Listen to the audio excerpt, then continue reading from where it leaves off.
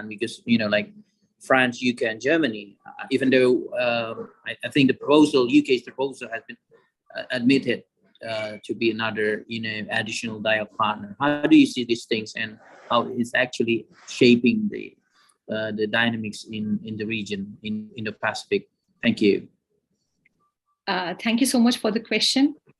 As I said, that Indo Pacific is seeing geopolitical shifts, and more people are going to come in this region. And when more countries come, if they follow the rules and regulations and respect traditions, it's not going to be that difficult, because Indo-Pacific is a region where is a hub of economics. A lot of energy passes through it. So it's understandable that a lot of countries would like to come and have their presence here. But as a regional construct, all of us should make it a point that coming in this region is most welcome, but the UNCLOS and the international rules and regulations should be respected. Thank you.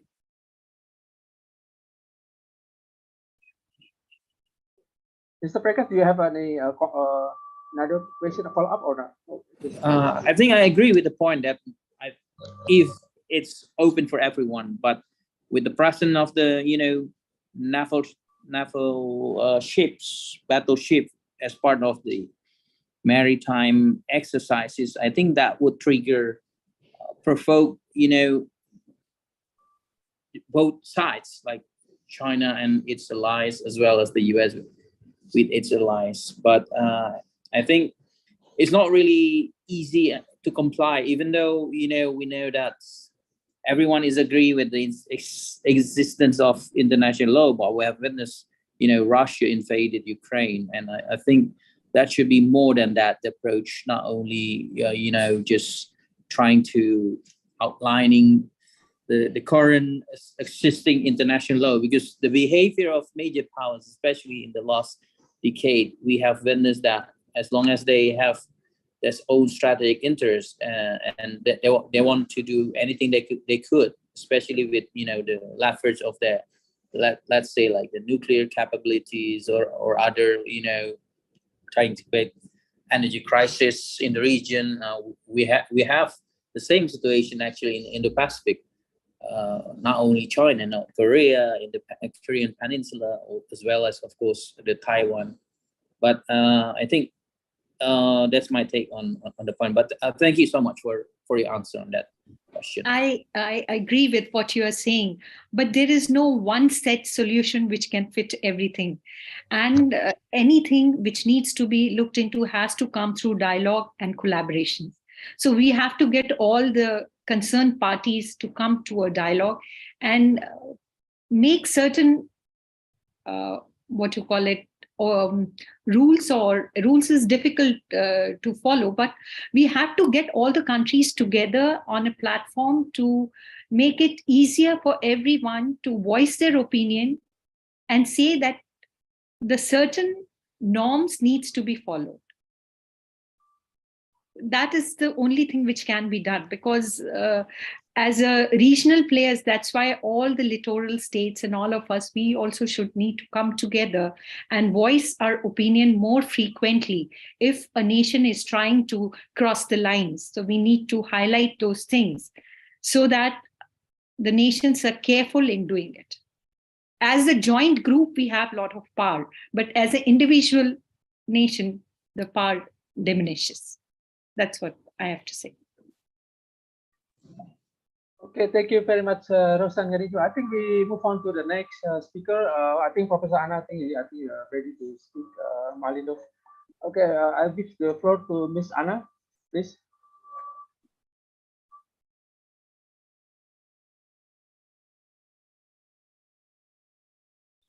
You should unmute. Miss Anna, you should unmute your. I think you need to unmute your mic, Anna. Yeah. Sorry. Yeah, I forgot that I need to unmute. Okay.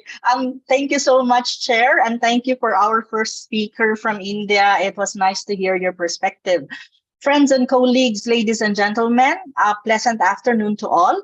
First, I would like to express my sincere thanks to Indonesia Institute for Defense and Strategic Studies for inviting me to this forum with the theme, The Future of Indo-Pacific Security Architecture, ASEAN and IPMDA under US-China Geopolitical Competition, to share my viewpoints and perspective concerning this topic. Thank you very much indeed. The title of my short talk for this forum is Security Implication of the Indo-Pacific Maritime Domain Awareness, or IPMDA, under big power competition with a Southeast Asian or a Philippine perspective. As we all know, in an attempt to counter the rise of China and realize the aspiration of the United States pivot to Asia strategy, or the US has rejuvenated the Quad. The Quad is part and parcel of the shift in the US foreign policy from being Middle East centered to Asia Pacific focus, from war on terror to great power rivalry vis-a-vis China. All these are embedded in the American pivot to Asia policy or foreign policy, or what is known now as US strategic rebalance to Asia under the Obama administration, that was renamed as the Indo-Pacific strategy under the Trump administration, which the Biden administration is pursuing nowadays. The rebalance to Asia strategy is the US response to the ever-changing and very dynamic geopolitical context and environment of the Asia-Pacific region, which has been driven by significant developments, such as the rise of Asian economies with China as a frontrunner and the inevitable peaceful rise of China as a regional power in Asia and even beyond. Of course, India is also a rising power in Asia and very much gaining influence. The overarching narrative of the US rebalance to Asia strategy is indeed driven by compulsion of realpolitik in contemporary times, with China being identified as the number one threat or challenge to US hegemonic standing in Asia and the world. In many ways, the strategy is not only fastened to the idea and the belief that the center of gravity for US foreign policy, national security, and economic interests is shifting towards Asia from the Middle East, but it is also prefixed on the recognition that the Asia Pacific would play an increasing important role in driving world's political and economic life in the 21st century. The US would like, I think, to take advantage of this opportunity to boost economic growth at home, to reassert its influence and leadership in the region while trying to preserve its global hegemony. Hence, since the launch of its strategic rebalance to Asia strategy, the US has been looking for ways and means to boost its military security partnership or presence in the Asia-Pacific region. Indeed, this has prompted a mix of reactions among countries in ASEAN and Asia in general, with speculations that the military security component is the primary goal of the US rebalance to Asia's foreign policy. Just to note, the US rebalance to Asia strategy has three components: economic, diplomatic, and military security. Military security-wise, the US has been increasing its efforts to establish new and reinvigorate security alliances and cooperation with its existing regional partners and allies. And one of that is my country, the Philippines. And as of now, the US is actually asking or requesting 5 more additional EDCA bases in my country. These are military, US military bases in our own military base as a country. So likewise, the conduct of freedom of navigation operation of the US, UK, and Quad members warship in the Indo-Pacific region, I think, is a part and parcel of the US grand strategy or grand Indo-Pacific strategy. Speaking of Quad, or the quadrilateral security dialogue, an informal strategic dialogue maintained by talks between member countries like the US, Japan, Australia, and India, from my vantage points, the way I see it as a geopolitical analyst, is nothing more than a narrower security-centric effort of the US to counter China's rise. Quad in many ways is a US-led initiative, which to a certain extent, if you look at it from the lens, using the lens of a geopolitics, it's like a bloc politics and confrontation vis-a-vis China, which if it is an if condition, pursues Cold War mentality vis-a-vis China as a contending power to US global hegemony. That's the reality of the situation at the moment. It will one way or the other exacerbate the global security challenges of the 21st century and the ever-changing and challenging geopolitical realities of the Indo-Pacific region. Thus, if this is the case, I think the world would end up with an elusive peace, which is a public good that all of us wants to have. in this world. To note, just last May of this year, the Quad launched a new maritime domain awareness initiative coined as the Indo-Pacific Partnership for Maritime Domain Awareness, or IPMDA, designed accordingly to work with regional partners to respond to humanitarian and natural disasters and combat illegal, unregulated, and unreported fishing activities in the region, among others. From the vantage point of the Quad, the IPMDA is projected as a vehicle or a mechanism to transform the ability of partners in the Pacific Islands, Southeast Asia, and the Indian Ocean region to monitor the waters of their shores fully, and in turn to uphold the so-called free and open Indo-Pacific region. Nevertheless, all countries in the Asia-Pacific region are somewhat invited, except China. Although none of the leaders of the 4 member countries of Quad mentioned China during the unveiling of the IPMDA, it is subliminally apparent that the said maritime surveillance initiative seems to isolate and alienate China and give the impression that it is designed to check on China's maritime movements and activities in the Indo-Pacific region. Hence, just like the Indo-Pacific Economic Framework, the Indo-Pacific Partnership for Maritime Domain, or IPMDA, obviously, if you isolate or to a certain extent exclude a third party, it's kind of inherently political to a certain extent, no? If you analyze it in a political sense. I think the IPMDA, in its objective of reducing illegal, unreported, and unregulated fishing in the Indo-Pacific region, among others, rather than being exclusive vis-a-vis China, it should be more inclusive and should involve a comprehensive, all-encompassing, and inclusive talks and conversation with China, together with the rest of the players, big or small, in the region. Take note, China is one of the major players in the region in almost everything, including maritime affairs. I think IPMDA should be more open-minded and inclusive vis-a-vis China if it wants its objective to bear fruits beneficial to the entire region. I guess it pays to be more open-minded and to be working with all concerned players in the region rather than just working with the so-called like-minded countries, which basically the US framed as like-minded liberal democracies. I think being open-minded concerning the Indo-Pacific Partnership for Maritime Domain Awareness in relation to China is important, especially for ASEAN countries like the Philippines, Indonesia, Malaysia, Vietnam, and Singapore, for these countries not to be caught in between and be pressured to take sides between China and the US. That goes against the idea of an ASEAN region that it's a zone of peace, a zone of freedom, and a zone of neutrality. Take note that from the very onset of the US Pivot to Asia strategy, many, if not all, ASEAN countries refuse and try to avoid taking side between the US and China and would rather pursue and strive for a balance, a strategic balance between the two countries' strategic interests and alignments and economic interests in the region. Thus, in essence, most ASEAN countries, if not all, prefer not to choose the United States between two sides, between the United States and China as much as possible. Implications. Hence, regarding the possible implication, if IPMDA will isolate and alienate China, it will possibly or most likely escalate tension between Quad members and China. This, again, is another irritant to the already complicated US-China relations. It also risks fermenting divisions among Asian countries. Likewise, an initiative like the IPMDA may also result in China exerting greater efforts to enhance its defense and security deterrence capabilities. Other countries in the region may also be provoked to do the same. Such a scenario would in many ways endanger the peace and stability of Southeast Asia and the broader Asia-Pacific or Indo-Pacific region.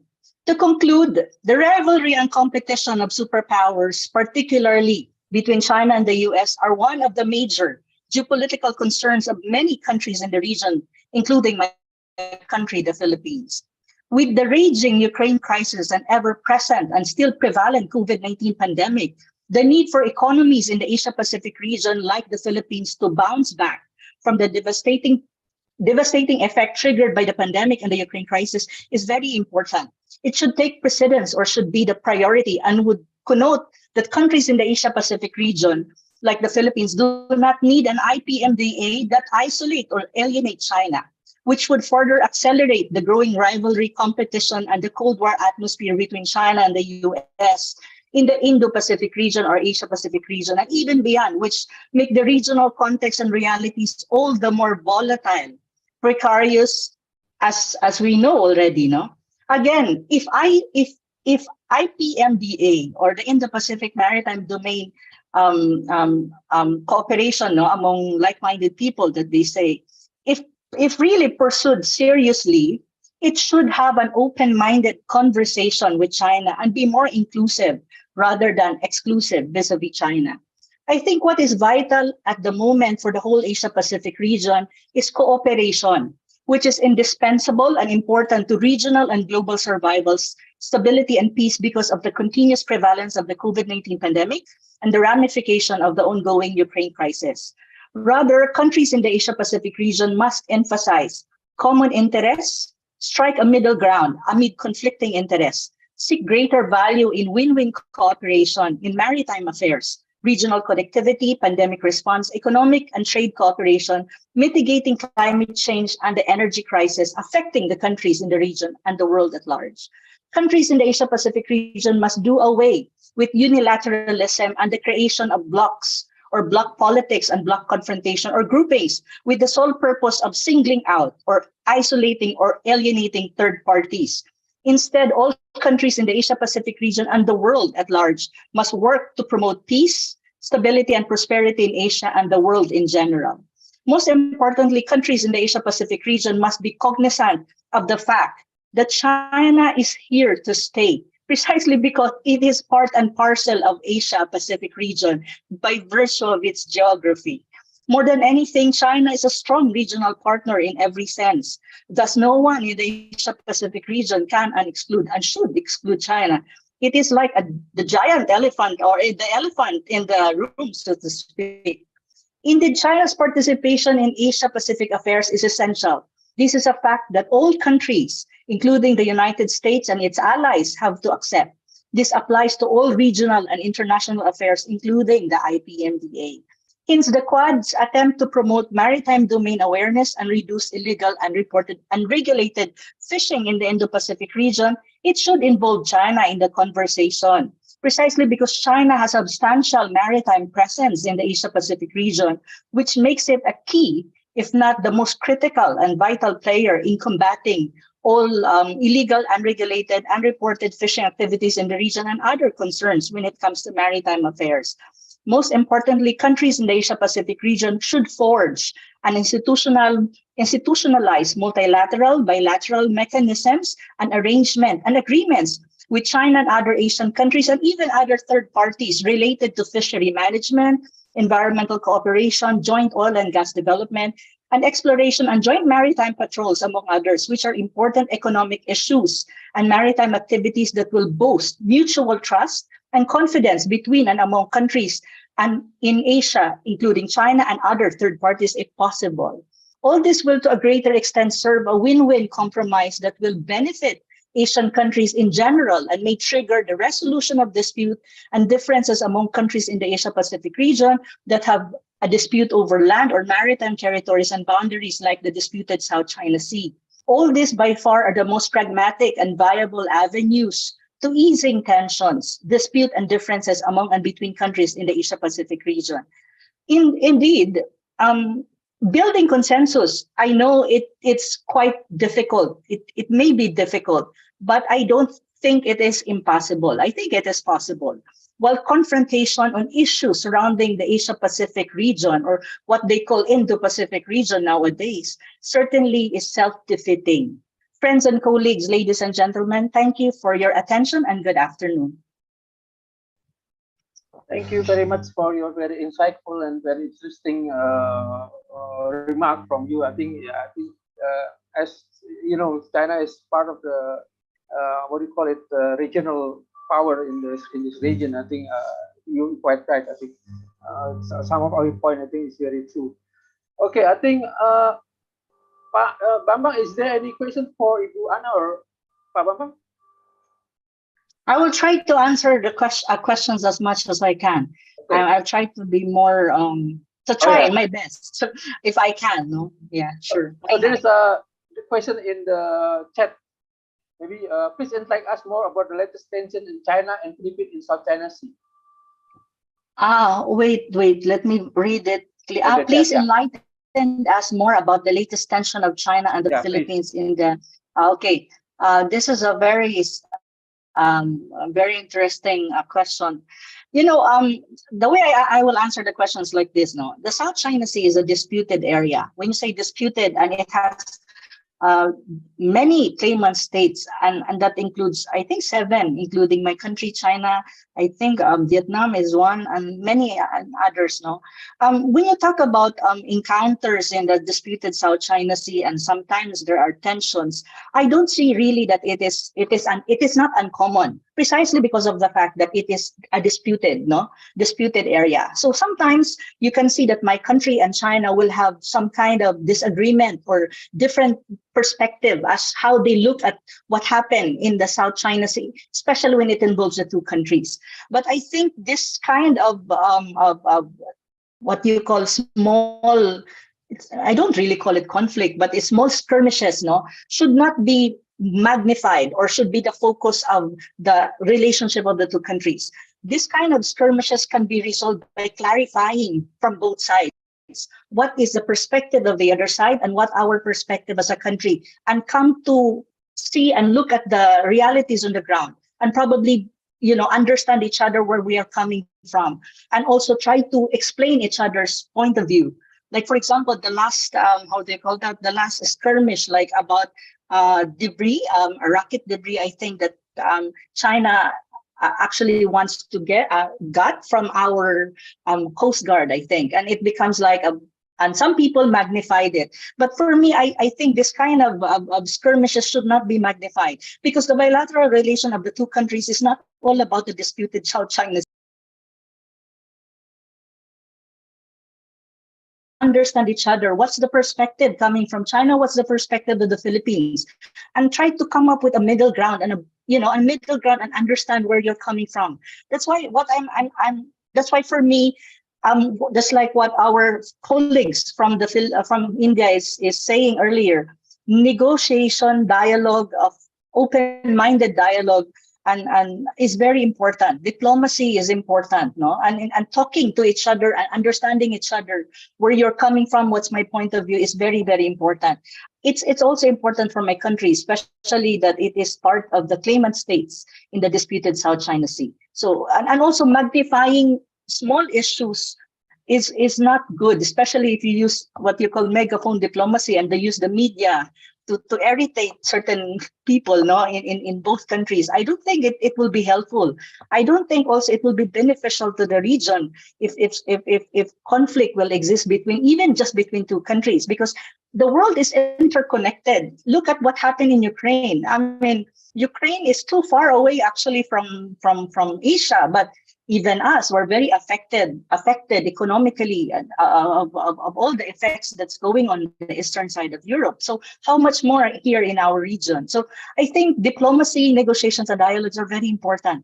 And I think my country and China has that kind of mechanism that are, being explored. And that the latest issue, I think, has been resolved. And my country actually sent, I think, a note verbally, it's like a diplomatic protest, I think, to China. And I think China understands that, because it's a normal, what you call SOP, standard operating procedures between, countries with the official diplomatic relations. And the two sides, I think, are through the official channels are talking and clarifying the sides and the stories on the ground. Because with kind of this kind of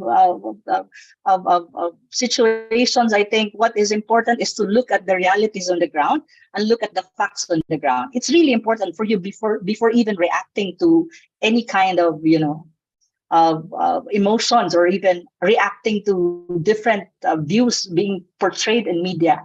Facts on the ground and realities on the ground are very important. Yeah, that's my question. Thank you. I think I see Ms. Rosan is raising her hand. I think, please, Rosan. Yes, thank you, Penny, for giving me a chance. I respect what the speaker has said, But I would like to clear 2-3 things. Firstly, Quad is not a security initiative. If you see what they have been doing, they have been spoken on climate change, vaccine sharing, cyber areas, space. So it's not a security thing. So this notion has to go. Secondly, nobody is debating that China is not a major part of Asia. Of course, China is a major part of Asia, and China has all the right to be there. But China's behavior has not been very constructive. The ships, the fishing ships have been violating EEZs. So there have been gray zone warfares. So it's not that what we say in layman's term that you have to, the clapping takes place from both the hands. So US and China both are to be blamed in certain areas. It is not that only US is to be blamed, only China. Both are equally responsible in certain areas. And if China wants to be taken seriously and to be involved in all the regional organizations, then it has to introspect why they are thinking that they are being isolated.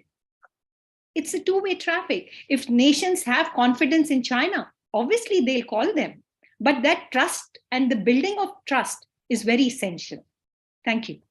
Thank you. Thank you from our colleagues from India. Let me respond as well, no, since it's directed to me. Please. Okay. I would be very happy if really Quad is not a security architecture, and it's not for the purpose of group or bloc politics and confrontation. I hope so. I really, really hope so. That's my wish, no. And I think our colleague from India can very much how do you call that? Participate in the discourse of Quad, because India to a certain extent is a part of Quad. And on the other hand, what I'm saying in my talk is like this, no, it's very clear, no, that what's important for the Asia Pacific region is to preserve peace and security and stability. And also, I think major powers, I think great powers in the world, and that includes the United States and China, should be more responsible and should also take a look at the situation of other countries, smaller ones like my country, that we don't want to be dragged into this rivalry and competition. We want to have good relation with both countries, China and the US and other major powers and other countries in the Asia Pacific region. And we just want to work and have, you know, a good relation, especially economics, because economics is the name of the game these days. It's not, and geopolitics is costly. I think if countries will be involved more in geopolitics, it will cost the economic development and prosperity of countries. So I just hope that the two major superpowers at the moment will just coexist and be more friendly, you know, and try to be understanding with each other so that the world will be a better place, I think. That's my take. No, I really hope so. I really want to, as an advocate of peace, I want that to happen. Yeah, thank you. Anna, very nicely put. Thank you so much. Thank you both Anna and Roshan. I think we'd like to move on to the next speaker. I would like to invite Mr. Alman. Mr. Alman is currently a senior associate in Marapi Consulting, and Adisori is also mostly focused on the maritime security, and also now he's also being consultant for the defense industry. Thank you, Alman. Floor is yours. Thank you very much, distinguished speakers, ladies and gentlemen. Today, my presentation is about searching of our common interest in this region, in the midst of the competing geopolitical interest. Could you please present my presentation, please, Mira?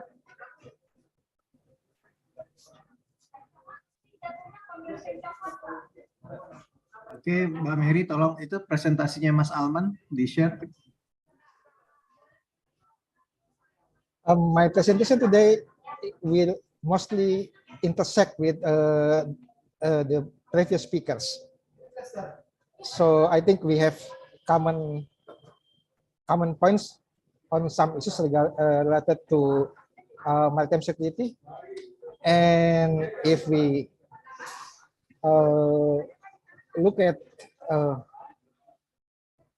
back to 10 or 15 years ago, the development of or the progress of maritime security issue in our region is not uh, much.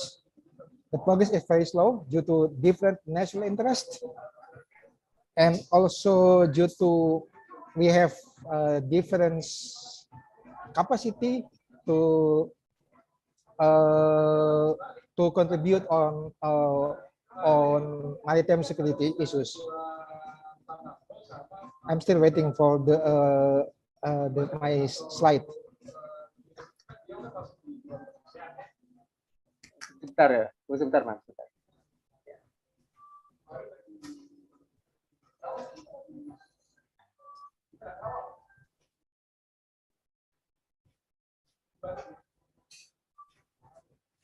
And yes, I agree with previous speakers that today we have difficult options, whether we are going to put forward geopolitics or try to combine or to balance between geopolitics and economic interests.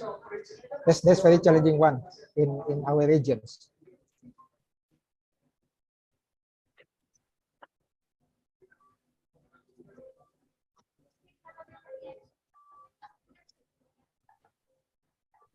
Okay, Mas Awan, can you resend the slide to me? Oh, sorry. Okay, Coba share buka. with you. Tadi ada di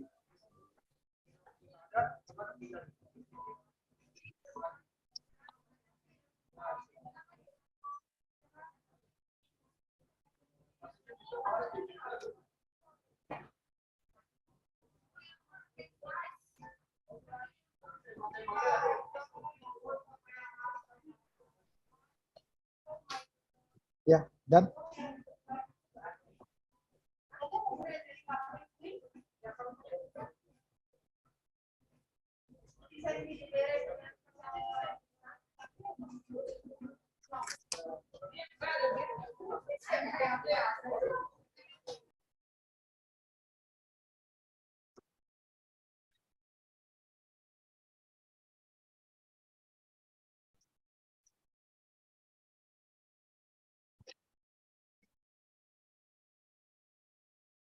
Bisa, Ben?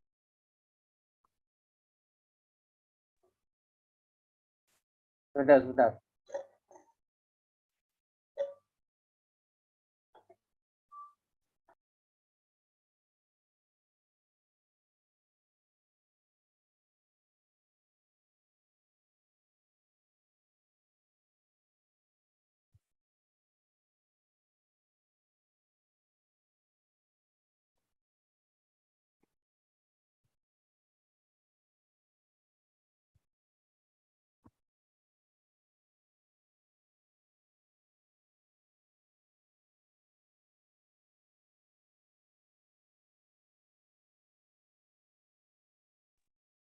Yeah, we'll be still waiting.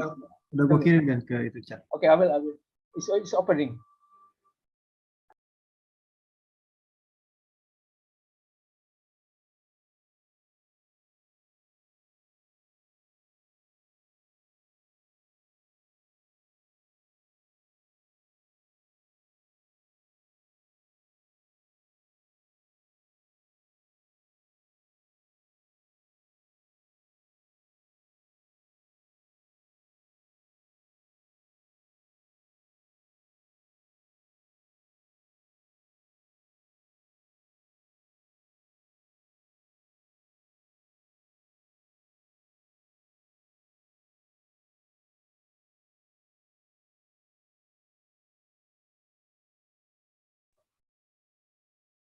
Sambil jalan mungkin ngobrol aja.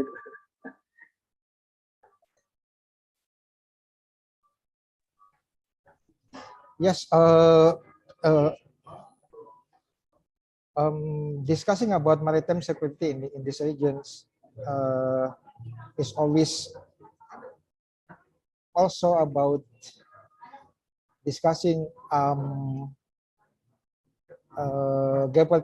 geopolitical rivalries between major powers, in particular China and US, and then it has presented a big challenges for countries in the region, in particular in Southeast Asia, whether yes, thank you very much, Wira. My presentation today is about in search of common interest in the midst of competing geopolitical interests. Next slide, please.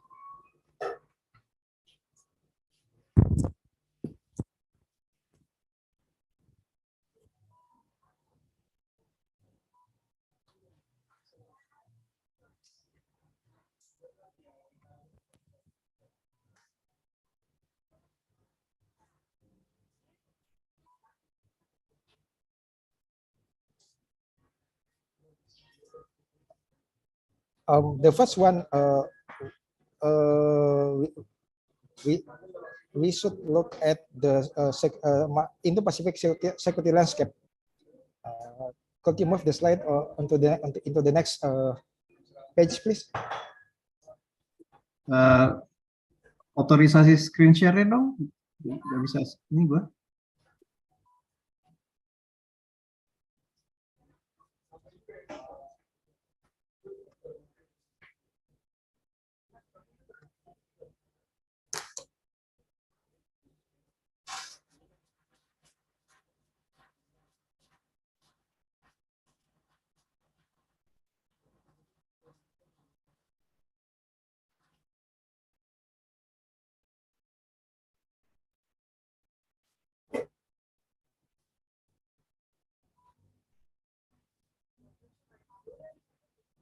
Yes, the first one is we should look at our Indo-Pacific security landscape today, as mentioned previously by the previous speakers.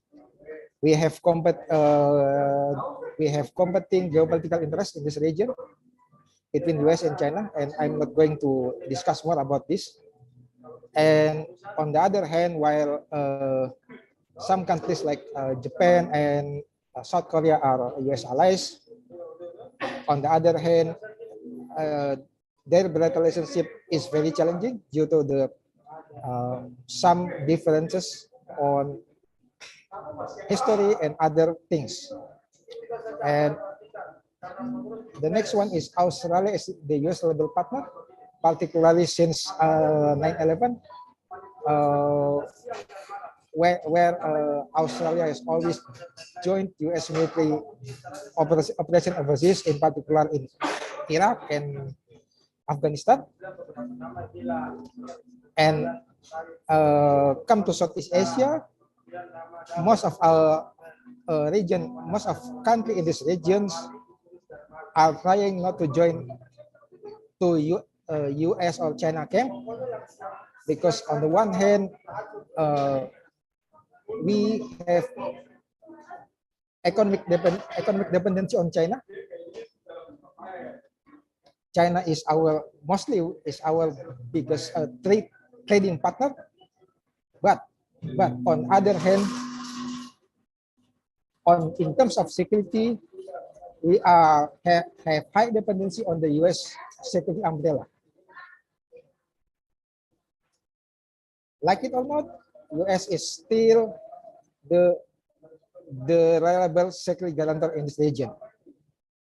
And I don't think countries in the region, either in East Asia, either in Southeast Asia, will have confidence on China to provide security for these regions.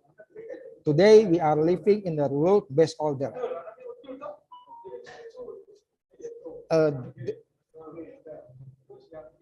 Discussing about Indo-Pacific is also discussing about India. We know it since more than 10 years ago. India is getting closer to US in terms of politics and security. But on the other hand, India also has its what I can call trade from Pakistan, which on the other hand, China has a good relation with Pakistan and provides some defense equipment to Pakistan. That's why India should always to consider Pakistan a factor in its relation with China. And we also understand that since more than 10 years ago, India regularly has deployed its fleet, its flotilla into South China Sea for regular exercise, regular patrol, and also regular port call to countries in around South China Sea, like Indonesia, Singapore, Malaysia, and also Japan. Next slide, please. Yes.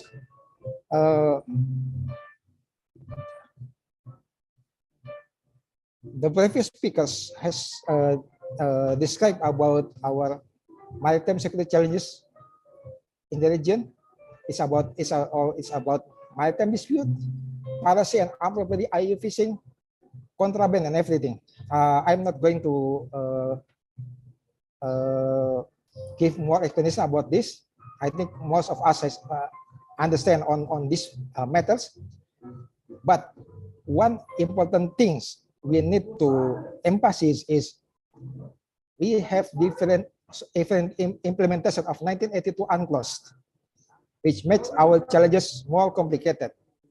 For example, China has ratified 1982 UNCLOS, but its own representation is opposing the law.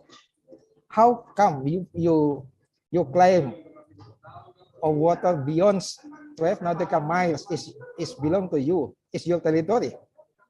It's opposing the law itself, and it is very challenging one, because for me China doesn't want to hear others, just want to force its own rule, its own systems. It's like China wants to put all of us to all under heavens, something that we don't like that. Next, please. Yes. Today we have some regional maritime architecture. The first one is ASEAN and its derivative forum. We already know about ASEAN Regional Forum, ASEAN Maritime Forum, expanded ASEAN Maritime Forum. We also have East Asia Summit, Quad, and also don't forget about the Indian Ocean Regional Associations. My question is, to what extent issues that discussed on this forum implemented into real cooperation in the ground? So the challenges today, I mean, the challenges since more than 10 years ago is about how to implement agreement or unofficial agreement into real cooperation on the ground. Next, please. So, what are our challenges for MDA? The first one is threat perceptions. Do we have a common threat here in this region? The second one is confidence. Whether we have a common confidence in this region or not. Because as a matter of fact, some countries in the region have some mutual suspicions. And then the third one is about capability discrepancy in terms of MDA. Let's say about assets, about capability to do ISR, intelligence surveillance and reconnaissance, and how many vessels are available, and also resource management.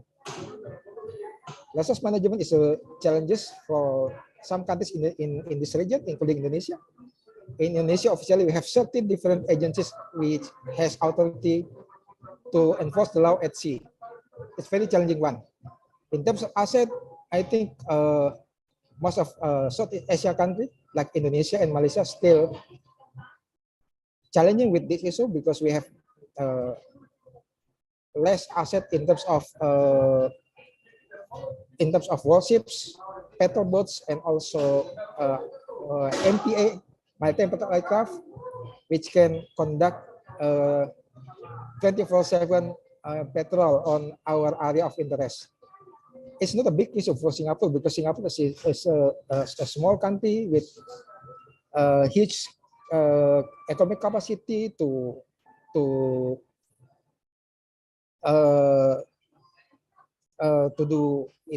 itself to do patrolling its area of interest, but it's a big issue for countries like Indonesia. And then the last one is about information sharing. Question is whether information sharing has been effective today. We have discussed this issue since more than 10 years ago. And information sharing is also about confidence, whether we have confidence with our neighbors or not. Sometimes because we don't have confidence on your neighbors, you don't share the information, but in particular sensitive information. Next one, please. So the key takeaway is how we define our common interest on MDA in the midst of competing geopolitical interests. How we combine our common interest on one hand and our national interest, respective national interests on the other hand. Combining common interests and respective national interests is challenging one for countries in this region. Thank you very much. Thank you very much, Mr. Alman. I think I see that one person from the audience is raising hand, Mr. Brigadier Agustinus. You have a question, Pak Agustinus?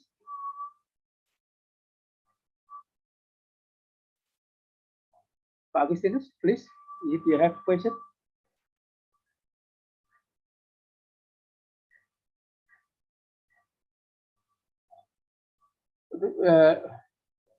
Pak Agustinus, are you Yeah, still? Mas Benny, he already write the questions on the Q&A. I'm going to answer this one. Oh, okay, please.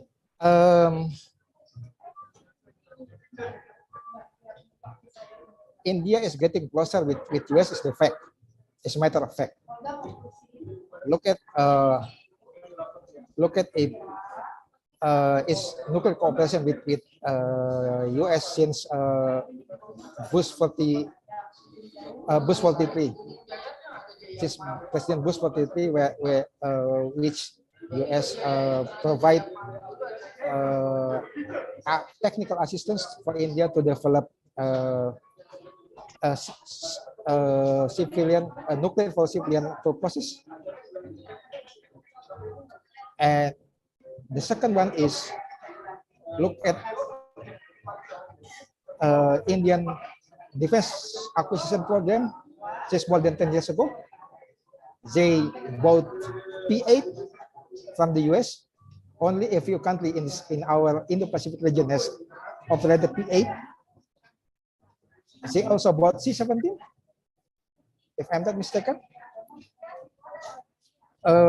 As for Russia, I think after US imposed CAATSA, the defense trade between Russia and India is lesser because US is ready to impose sanctions to India if they do trade defense trade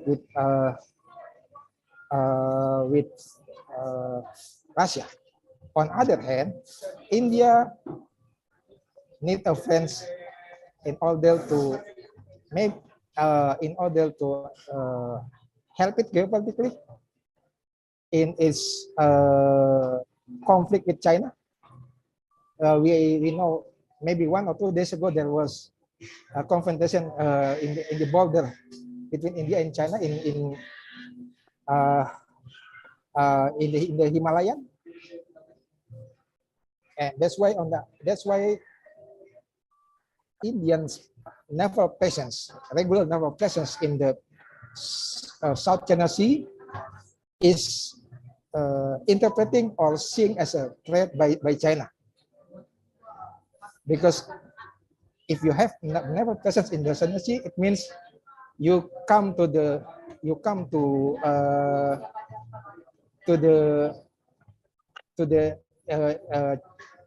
Chinese near territory. You come to the Chinese area of influence, and that's why I mentioned why India is getting closer to China. Although officially India is non-alignment, but in order to keep its interest, it's always trying to keep balance between great powers. And this approach is makes sense for big country like India. Thank you. I think I have thank you very much, Alman, for your last remark. I think I see that Miss Anna is raising hand. I think, please, Anna, if you have any question to Alman or to the other speaker. Yes, I have to address one question I think that I forgot to address earlier after my talk. Very quickly, before we give the floor to our Indian colleague. And the question is more about if the Philippines is willing to give up some territory. I think it's referred to the South China Sea, disputed South China Sea, in order to preserve peace. I think that's the essence of the question. No? Of course, any country for that matter will never, even Indonesia, whichever country in the world, will never give up a territory, especially if it's really, defined within the boundaries of a territorial integrity of a country. That's a given. Any country at all. No, but I think I would like to respond to the question in a way that especially because this concerns the disputed South China Sea. I think the ideal situation of the South China Sea is for claimant states of the disputed waters to put more premium on the bigger picture, and that's treating and regarding the South China Sea as a zone of peace and prosperity rather than a source of potential conflict in the Asia Pacific region. Because if you really look at the South China Sea, it's part of the three flashpoints. In Asia Pacific region, you have the South China Sea, you have the Korean Peninsula, and even the Taiwan Strait. These are considered to be possible flashpoints in when you talk about conflict. But for me, I think the South China Sea, instead of looking at it as a source of conflict or a potential conflict, we should look at it as a source of possible prosperity and peace for everyone, and a source of a possible space for cooperation among claimant states and other countries concerning the South China Sea, and who have to a certain extent some concerns or are very much connected to the disputed South China Sea. I know this is challenging and a daunting, a very difficult task, but can be guided by the principle enshrined in the SOPFAN, or the Zone of Peace, Freedom, and Mutuality of the ASEAN. If we remember, SOPFAN is a declaration made by ASEAN member states to keep Southeast Asia free from any form of interference or outside powers, or even it's a declaration that actually tries to broaden the areas of cooperation among Southeast Asian countries and probably third countries like China, even the United States and others. If you really look at the South China Sea issue, it's very complicated, it's very complex, and the intricacies of the issue is overlapping, especially when you talk about territorial and even maritime affairs. It's a complicated thing, and I don't think even the claimant states can solve it anytime soon or even overnight. So I think what's the best possible forward is to focus more on low politics rather than high politics. Because when you talk about high politics, these are issues about sovereignty, territorial, and these are high level that I don't think countries will come to an agreement, given that everything is still not clear and everything is being debated at the moment. I think what's the bigger picture and what's important, especially for claimant state of the disputed South China Sea, which include my country, China, Vietnam, and the rest, are to focus more on cooperation, pragmatic cooperation, possible cooperation in many areas like fishery management, I think, joint and oil gas exploration, and maritime environmental protection, which is a very important problem given that we have a climate crisis.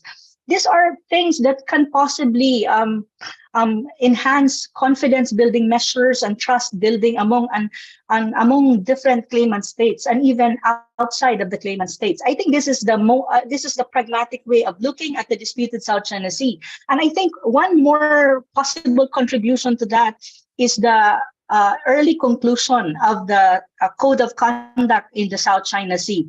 I mean, the Code of Conduct, I think it's getting a little bit longer in terms of negotiation, precisely because the issue is very sensitive and also very complicated. But I think the Code of Conduct on the South China Sea is very important, especially when you talk about creating some kind of mechanism and probably rules by which claimant states can possibly look at and obey and abide while they are trying to resolve the high politics dimension of the disputed South China Sea.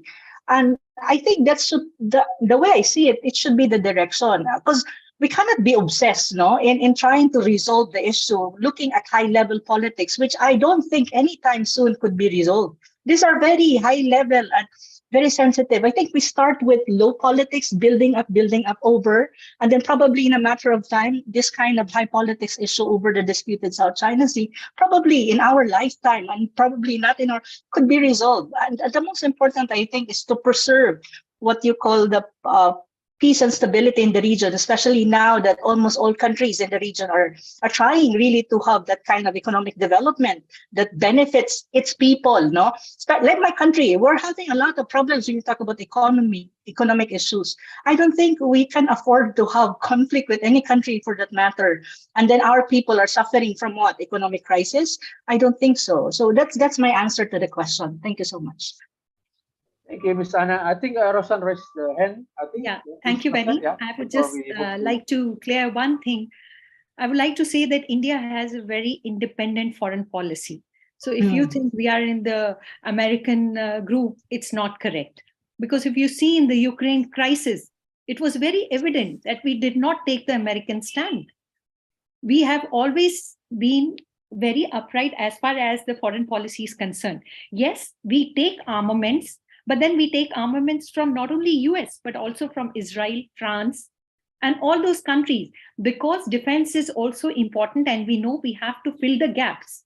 So we fill the gaps by taking armaments from all the other countries, but that does not mean that we go to their group. We have a very independent, and this has been there from right from the ancient times. So I just wanted to correct this aspect. Okay, thank you, Ms. Rosan. There is one question for you, but I will hold on and I will read another question from the YouTube. I think it goes to Ms. Anna. Will Philippines at some point, like Indonesia, try to use hard power in protecting the maritime border territorial integrity in its ZEE? You can hard power. I mean, the question is if the Philippines will use hard power. Yeah, in protecting maritime border territorial integrity and its ZEE. Yeah, I'll be very straightforward about this, right? And answering the question. I don't think even the Philippines is capable of hard power, to be honest. No, and also, I mean, one thing that we need to emphasize, as an ordinary Filipino, I don't want to put myself in like a professor or something, just an ordinary Filipino, I think the interest of the ordinary Filipino is for the country to have good relation with all countries possible. That's why it's trying to pursue, and it is actually pursuing what you call an independent foreign policy of friends to all and enemies to none.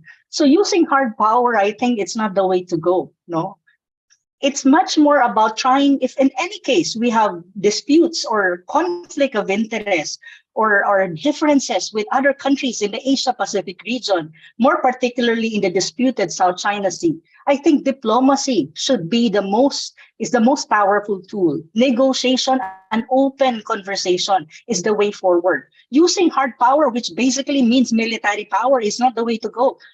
As a small country, I mean, come on, let's be more realistic about this. We don't have that. We cannot be like at par with China or the United States for that matter. No, of course not. But I think we have leverage if we use diplomacy and we kind of be more promote the what you call ASEAN centrality, and be more in cooperation with ASEAN countries to lobby and even to put forward our interests that concerns us as a nation and concerns the region. I think what ASEAN countries like the Philippines should do is promote ASEAN centrality, that in any security or architecture or geopolitical matters concerning Southeast Asia as a sub-region of Asia Pacific, I think ASEAN should be consulted, and ASEAN should be at the center, because the first people who will be affected anyway is Southeast Asian people like myself. I think that should be the move. I mean, hard power, I don't think that's the way to go at this time, no, in this world that is emerging as a multipolar world. I think I would prefer more diplomacy and peaceful means of resolution, or peaceful means of resolving conflict and differences with any country for that matter. I think that's the way to go. I believe that, any kind of conflict, as long as you can talk it out sincerely and you can be more open-minded and honest, I think in a long run, though it's difficult, of course, it can be resolved. I believe in that, I think. Thank you so much. Thank you, Anna. There's another question from Icha Siska to Alman. Alman, can you answer the question in chat? Sorry. Yes, thank you very much. I think the soft one is information sharing. How we can conduct information sharing better than today. From my opinion, my perspective, based on my understanding and experiences, we don't have a confidence yet on our partners, on our neighbors in the region for maritime information sharing. Let's talk about IFC in Singapore, fusion center in Singapore, information fusion center in Singapore. It based in Changi Naval Base. With, let's say, about recap and organization initiated by Japan, while Indonesia has common interest on maritime security, we still have some suspicion on recap. In terms of recap, I think in terms of IFC, I think there is progress from Indonesian point of view, because since a few years ago, Indonesia already deployed its naval personnel to join the IFC, and this is a good one. But we need to improve this, because our problem is, to some extent, in terms of Indonesia, we still have some suspicion on our neighbors. Like, why we are big country. I mean, Indonesia, we are big country. Why we should hand over the maritime security issue responsibility to Singapore, the small country? This is the feeling of some Indonesian officials. So information sharing is the soft approach in terms of common interest. If we cannot move forward to more practical operation, like whatever you call joint patrol or coordinated patrol. Yes, some people said coordinated patrol has been established since 2004, but whether it's effective or not, it is a matter of discussions. It's a matter of discussions, because Indonesia, in terms of Indonesia, we are suspicious when we use the terms joint patrol with other countries. Sometimes joint patrol means we are inclined or lean in to some big power. That's our problem. On the other hand, look at history. I mean, history back to 20 years ago, 10 years ago, US already assist us in order to develop our MDA. They provide radars along the eastern coast of Sumatra, also in the border with Philippines, in Sulawesi Island. But our problem is we don't have money to run the radars effectively. We don't have money to buy the fuel. These are the challenges. So another challenges is when we are discussing our relation with the US, some in the government, in particular the military, still has suspicion on the US. That's the problem. How we can have a good cooperation, better cooperation, if we are still suspicion on our own partners. Thank you. Thank you, Alman. There's a question from Siska also goes to Ms. Rosan. I think you Yes. respond? Okay, thank you. Yeah, I just wanted to take this question. There was a question. As far as the technology is concerned, it's a very developing thing. And for cyber, we are having a cyber policy. It's in the making. We are doing a lot as far as the cyber is concerned.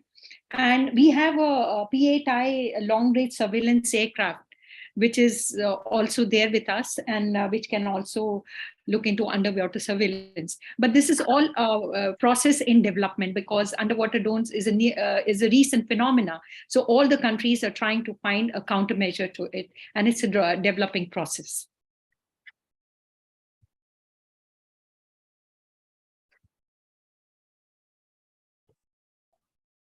Okay.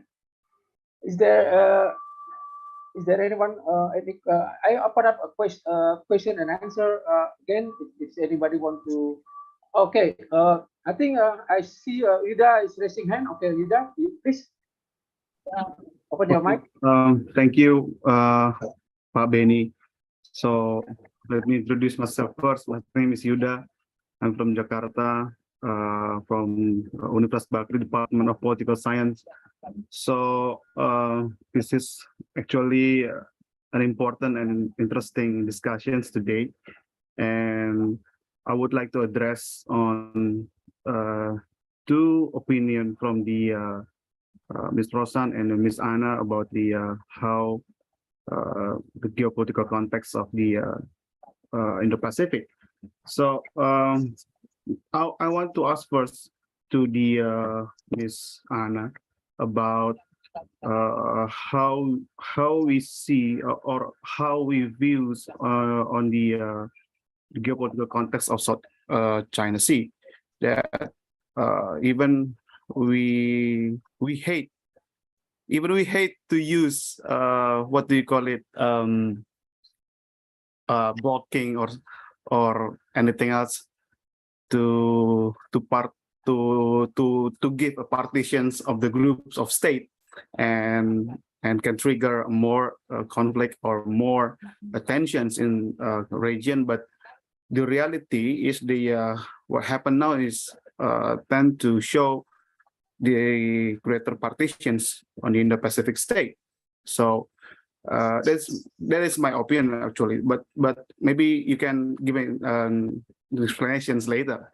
And as we can see about the how we negotiate on the South China Sea, this is the complex problems. That was right, but the problem is what is our choice now? What is our choice now? Are we going to constrain the assertiveness of China first, or we should create a code of conduct and let the code of conduct stop the tension? So this is the problem about how we can entering the negotiations without trust, without building the trust first. As maybe you and I have a same perceptions about how we conduct the negotiation with the peaceful means. But the second thing is about the ASEAN centrality itself. How we say about the ASEAN centrality, but the other side the 10 ASEAN countries have diverse in the position on South China Sea. There was a problem actually. So maybe this is heavy for my question is heavy for the Miss Anna. So can you give me a what you call enlightenment to to make it is clear the situations on the geopolitical context in Southeast Asia, and and we know that we have to look in to the domestic political context about how people sees about the China, how people sees about the United States in the global stage, in their global competitions. So that's it. So I will let Miss Ada to enlighten me. Thank you. Okay. Yeah. This thank you so much for your intervention and some kind of a question. I think but I think this is much more a discussion between you and the rest, between us, and I think especially when you talk about the disputed South China Sea. As you have said, the disputed South China Sea is a very complicated issue. The South China Sea, if you look at it, it's one of the most in-demand waterways in the world. Aside from the fact that it is a sensitive topic, for the most part, it is disputed area involving multiple countries like China, Vietnam, Malaysia, Brunei, the Philippines, Taiwan, and the claims are multiple and it's overlapping, So that makes it more complicated because there is an overlapping territorial and maritime sovereignty and sovereign right claims. Sovereignty is a different issue, and sovereign right claims is also another issue. That is, if you look at the disputed South China Sea, it's really like an overlapping claims by all countries claiming the South China Sea. So that makes it complicated. That's why what I'm saying is, if you focus on the high politics of the South China Sea dispute, it will create tensions and it will create conflict because you're when you say high politics, it's actually more about sovereignty issues and also its territorial integrity that you're talking about. And I don't think any country, for that matter, even my country, your country, or any country at all in this world would like to have like surrender of any territorial parts of their country. That is not happening. So if you focus on that, or claimant state will focus on that, we expect a tension and conflict in the South China Sea, involving also third parties like the United States and its allies, because it's trying also to be part of the whole dynamics because of the so-called free and Indo-Pacific region, and the South China Sea is part of it. So I don't think we want that. No, I don't think so. Me as part of Southeast Asia and a Southeast Asian myself, I don't want to see it. So the question is, how are you gonna address that? I mean, it's a complicated matter. So for me, as someone who studies the issue and someone who's very much passionate of preserving at least what you call negative peace in Southeast Asia, I think the best course forward is for us, Southeast Asian countries and even China for that matter, look for avenues where we can possibly have pragmatic relationship and cooperation in the South China Sea by looking at low politics dimensions. And low politics, that concerns cooperation in whatever sense, even in a very small fishery management cooperation in the disputed South China Sea. Because even in that small little way, you can see people are talking and discussing. And if you talk, and if people, even from different cultures and different countries, when you are open and talking, to a certain extent, it bridges some kind of understanding and trust and confidence building measure. You build on this little by little, and probably in a matter of time, even the what you call high politics dimension of the dispute, probably, hopefully, in a matter of time, it can be addressed. But of course, it's easier said than done. That's why the code of conduct in the South China Sea is very, very important. Because what's the importance of the code of conduct in the South China Sea? The code of conduct in the South China Sea will play a critical role in resolving the South China Sea dispute and reducing potential conflict. the COC, I believe, is a viable diplomatic, the word diplomatic I emphasize now, diplomatic mechanism, as it can provide international rules-based order for the South China Sea. Likewise, the COC is important for it provides a framework of rules, principles, and norms, and this decision-making procedures for managing and resolving dispute among claimant countries in the South China Sea.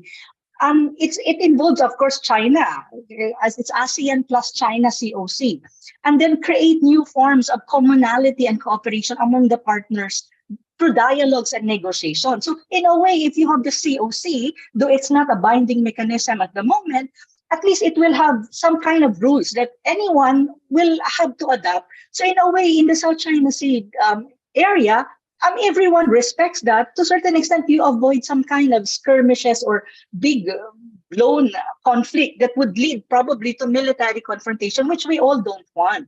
So that's why me as a person, as a professional, even as an advocate, I study geopolitics most often than not.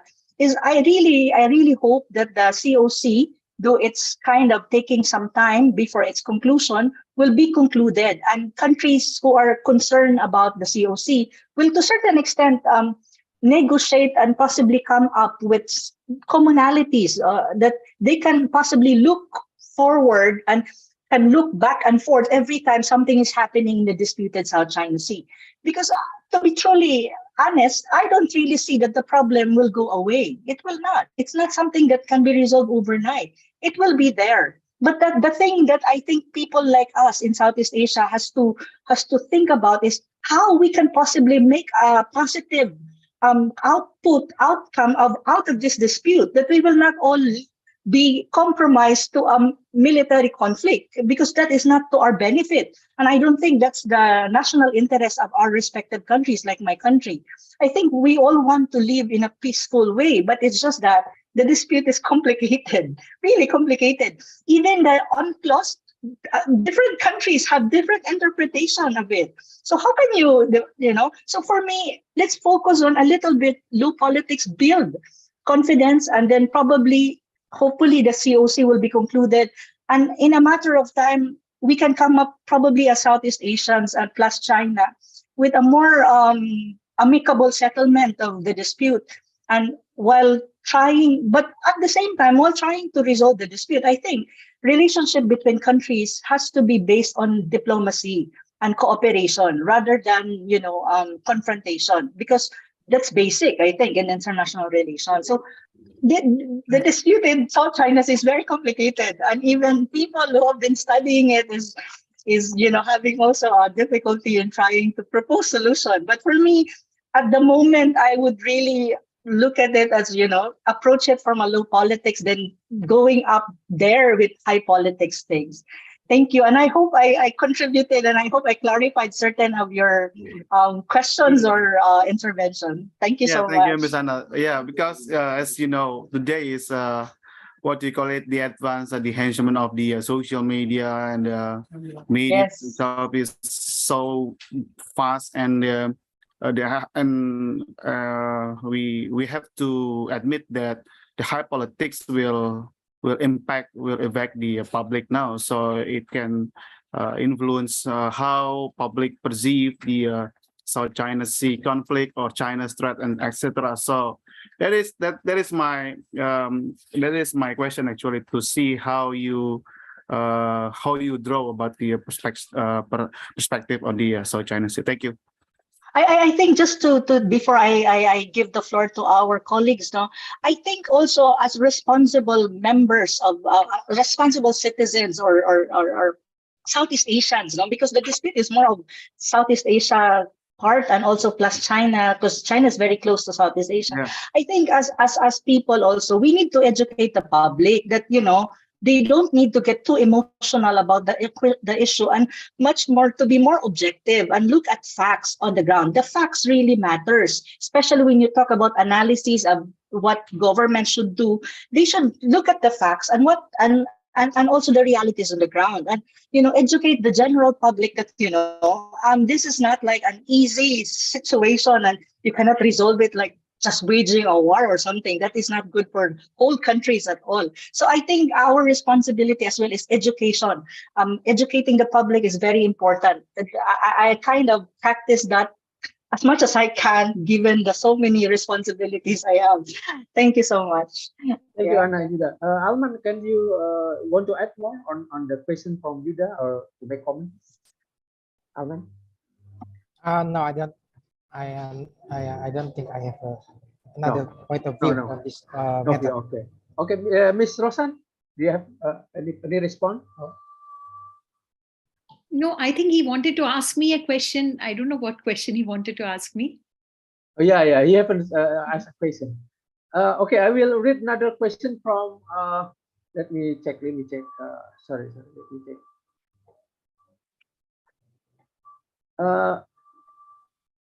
Anna, there's another question from Siska in chat. So let me read the question from Siska. Ms. Anna, you explained about the dynamic relation between Philippines and China. Would you elaborate more on the discourse in the Philippines in regard to Chinese maritime militia? Chinese maritime militia. Can you read the chat? Wait a minute. Let me check the chat. The question, right? Yeah, the question for you. Here. You explain about dynamic relation between the Philippines and China. Would you elaborate more on the discourse of Philippines in regard to Chinese maritime militia? Okay, it's like this, no? It's a very sensitive topic because other people call it, it's like this, no? There's a different understanding and definition. That's why I always say, like, we need to come up with an understanding of how the other sides perceive it and how the other side perceive it. Because, like, for example, on the issue of maritime militia, people say, and many countries actually would say, like, it's maritime militia. But if you ask the Chinese, they don't see it. They don't say like it's maritime militia. They claim it as fisher folks or fishing in the South China Sea. So there's a different conception and definition of terms. So the way I mean, as a person, the way I see it is like this, no? Probably, I mean, the best way forward for this kind of discourse is to look at how the other side perceive it and look at how you perceive it from your vantage point and probably come up with a middle ground and understand each other and let them elaborate what do you mean by that, and we will elaborate on it, and then probably discuss it and come up with a common and shared definition of what you mean by these things. Because it's difficult. If, like, for example, my country will assert it like it's a military militia and blah blah blah, and then China will not, oh no, it's not. So we will not come up with an understanding. We will just quarrel to the point that it will lead to something we don't want, and the whole world doesn't want a conflict into something that will escalate. So that's why I'm very much into this kind of a proposal that countries, especially if there is like a dispute, should talk and negotiate and be candid and be open, but they're very polite as well, no, and respectful in terms of discussing this kind of dynamics and also even terms like military militia, because like the Chinese will never say that it is, but some people in my country will call it that way, or some countries will call it that way. So that's the way I will answer the question, no? Because for me, what is important really is bridging understanding between two countries who have dispute over certain boundary or certain maritime boundary or territorial boundary for that matter. It's not about who's correct and who's not. It's more about understanding each other and where you're coming from. Because two countries will always claim that they are correct, but the problem is, are you understanding each other at the end of the day? So that's how I respond to the question, no? And I hope you get my point. Thank you so much. Thank you, Anna. I think I see last question from Mr. Jan Peter Ate. This question goes to three speaker. Maybe you can read in the chat. The question is, let me read, right? Yeah. Beyond the security realm, both speakers from India and Philippines underscoring the importance of interstate cooperation in the field of non-sensitive areas, in particularly in dealing with natural disaster. One speaker also highlight the importance. let me highlight the importance of technology to support cooperation. However, even the platform of ADMM Plus, where the key states in the Indo-Pacific are engaging in that platform, but still very little they conduct tangible cooperation in those realms. Could the speaker elaborate more on that? Maybe Alman first? Yeah, please, Alman. To respond to this question. Thank you very much. Jan Peter. I think Thank you. cooperation on non-sensitive area is possible. The problem is whether all parties wants to hear others' opinions, others' perspective on that matter or not. Look at the workshop on the South China Sea, which been starting since 1990 or 1991. How much progress we have reached from this workshop? Is there any important cooperation regarding this workshop on the South China Sea? I'm still pessimistic about these issues. As long as major country like China don't want to hear others' opinion, don't want to understand others' opinions, and always trying to force their other parties to accept or to recognize their opinion. This is the problem. Understanding others is important, but understanding others also wants to hear others' perspective or opinion. It is a two-way communications. And my perspective and my opinion is still very challenging in terms of our relation with China, even on non-sensitive issues. Like, let's say, maritime business on the South China Sea, it's been promoted years ago, maybe 30 years ago, since 1991. But where are we today on the cooperation on non-sensitive issues on the South China Sea? Look at the, let's say, the oil and gas industry. Vietnam, Malaysia, also Indonesia I think also Philippines has been always bullied by the China when these nations exercise their sovereign right on the South China Sea. This is big challenges for us. Understanding is always two-way relation. You should always have to hear others' opinion. And remember, we are equal, regardless how many population you have, and how big your economy. We are equal. Thank you. I think Ms. Rosa, I want to go ahead to answer this question from. Yeah, I think what he told is very right. If the countries build a relationship based on equality, then only it is going to work. Otherwise, it is not going to work. And ADIMM, I think it's a big platform. What I had suggested in my talk also, that we can have smaller groups also where issue-based discussions can take place. Sometimes in a bigger organization where conflicting interests are there, the core interest gets distorted. So another option for that is to have similar kind of nations coming together to discuss in a very focused manner an issue which is very contemporary.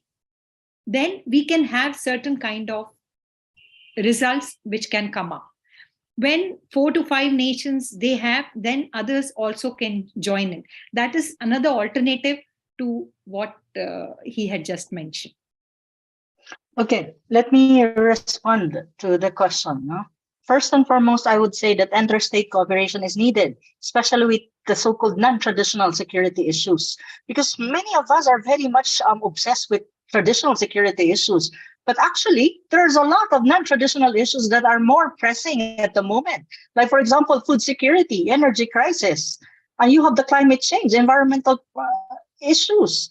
These are things that needs more interstate cooperation, and all countries in the world needs to cooperate. And even the two superpowers has to be more responsible in responding to these non-traditional security issues. I think so, no? So that's, I think, one of my response to the the question posted. I think this is the ending questions because it's 4:51. On the other hand, when you talk about the South China Sea, again, I would emphasize it is a complicated and very it's something that needs to be people has to be patient with it. No, you cannot resolve an issue just by forcing it. You need to take time and be patient and possibly explore possible cooperation, not necessarily only within it's like this, no? It's bilateral and also multilateral mechanism. And I think for Southeast Asian countries, you have the ASEAN that can possibly serve as a multilateral mechanism, and even the UN and even the UNCLOS. And one thing that I would emphasize when you talk about the dispute, it should not be muddled by countries that are not part of it and not even party to the conflict. The problem also with the South China Sea dispute is our outside powers are interfering in the dispute, that they are not even part of it. How can you possibly resolve it when there's a muddling also of the issue? I think what is important in the South China Sea dispute is for Cayman State to really sit down, discuss it, and listen to each other and build confidence, trust, and understanding what they're gonna do and how they're gonna proceed, that we will not end up in the next Ukraine kind of in Asia. I think that's very important, no? And another thing I think that's very important is for interstate cooperation, especially when you talk about energy crisis at the moment. I mean, like, goodness, in my country, energy is a problem, and also the inflation is rising. I think it's not only in my country, but even other countries in the south, in the global south, I think, no? And I think one important message that I would possibly pose to everyone, given that we're almost ending, it's almost 5 o'clock, is for the global south to take the center stage, no? To promote what you call cooperation rather than confrontation, to avoid unilateralism just for the sake of an interest of one country over the other. I think that's the most important. I think we cannot afford any conflict for that matter, given that we are living in an interdependent world, that anything happens in one part of the world affects the whole world, I think, no? Every one of us has a stake when you talk about peace and stability, may it be in Southeast Asia, or may it be in Europe, or may it be in other parts of the globe. I think that's the most important for people at the moment, no, to think of these things, no. And at the end of the day, also, without peace and stability, economic development is not possible. So that's, I think, what we have to think about. Economic development and prosperity is basic for each country, especially the countries in the global south. Thank you so much. Thank you, Anna, and also Rosan. I think we are entering the last minute of our discussion. Before we close, I think I would like to give a big applause to our speaker, Ms. Rosan and Ms. Anna Anidok and Alman El-Fasali. Thank you very much for your thought and for your insightful, and also for your many input and suggestions on this very quite, I think, very heated and quite warm discussion. I think with us, I cannot what do you call it, conclude on this discussion. I think, but I hear at least 3 words that they are mentioned in the time. First is diplomacy, the second is cooperation, and the third is respect to each other. I think this is what third word that I can underline on this our discussion for on the future of Indo-Pacific security sector. I think hopefully this is not the end of our discussion. Hopefully in the next time we can get together again and to talk other important matter. And before that, I would like to thank to all these participants, not only in Zoom meeting but also in YouTube. So I think I thank you very much for all your questions, all your comments, and that's addressed to this very respectable speaker. I think I don't know. Can we take a picture? I think Farah, can you take? Can you open your video before we all this. Pak Bambang mungkin satu, because the other is cannot. Okay. Okay. Thank you very much, Pak Bambang. You cannot? Okay. I can't. I don't have a camera. Okay, Pak Bambang. Don't worry. Okay, we can take picture already, Panas? You already take a picture or not? Yep. Already or what? Yes. Already, I think. Okay. Okay, again, everybody. Please send us a picture. Thank you, everybody. Thank you so much. Thank you, everyone. Thank you very much. Thank you so Fun. much. Thank We you should, very much. we should do Bye. this more often. Yeah, I think you, bye. so. Bring Thank more you very people, I much. think. Please send us a picture. Thank you so much. It's Thank a you, big Mr. honor. Alman. Thank you for Anna, thank you very much for Thank you, joining Mr. us Alman. today. Thank you so much, Thank you, Farhan, and for Nadia. communicating. Thank you, Benny. Yeah, thank you, Farhan. Sure. Thank you, Rosan. Thank you, Bye, bye. colleagues. Bye. It's Hope to nice see you to be again. with colleagues Can like leave. you. Sure. See you Yeah. on next event. See you. Thank you so Yes. much. Bye. Bye-bye. Thank you. Take care. Take care and have a good evening. Bye-bye. Sure.